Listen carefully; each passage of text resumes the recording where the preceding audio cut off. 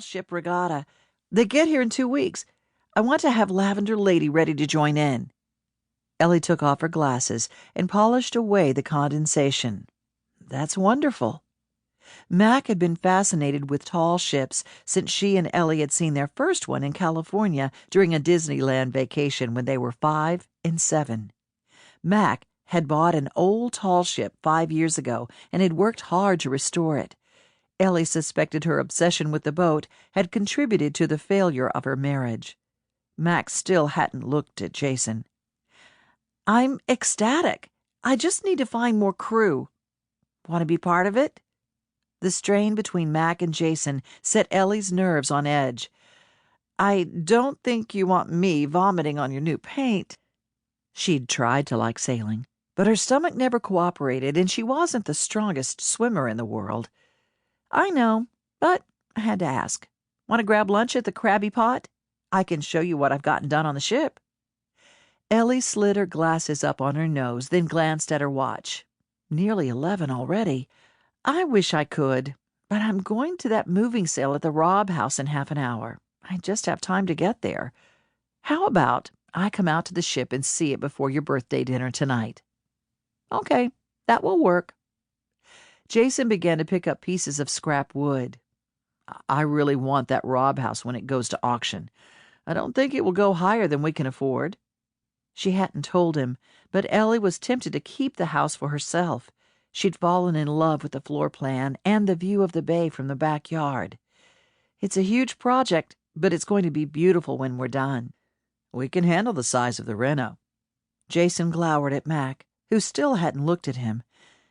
"Am I invisible, Mac? Maybe I'd like lunch. You didn't even say hello." Mac's eyes narrowed. "You can get your own lunch." Jason glared back, then walked out and slammed the door without another word. Ellie sighed. "Why do you have to antagonize him all the time? He still loves you, you know. I don't understand why you're still partners with him. You're the genius behind Lavender Farms.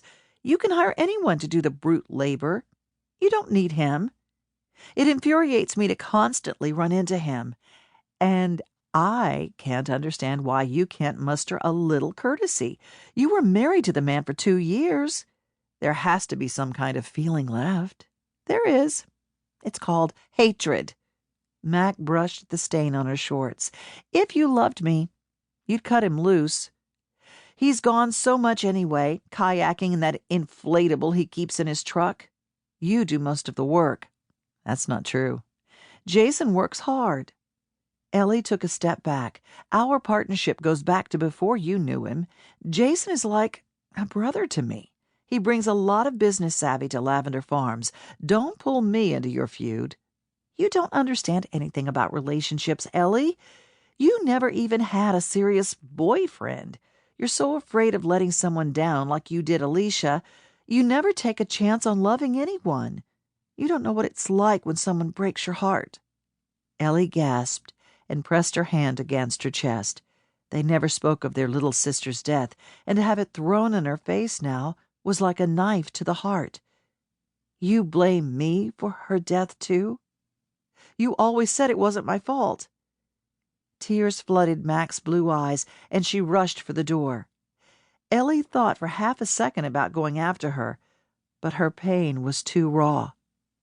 They both needed to cool down. Even as she wandered the rooms in the estate sale, Ellie mentally ticked off all she wanted to do in this house. In her mind, she already owned it, and the more she saw of the room sizes and high ceilings, the more she liked it. The superb view from the big windows at the back of the house looked out on Rain Shadow Bay, and she caught sight of Max's ship docked there.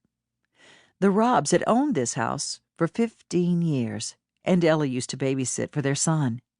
Terrence Robb had grown up in town and had gone on to work for the CIA. He'd recently been transferred to an upper-level position at Langley, and Ellie suspected half the people perusing the contents were hoping to see him or his wife, Candace. Everyone in town had been curious about what he'd be doing in Virginia, and hoped to ferret out some spy details. The truth was much more mundane, since he worked in the accounting department.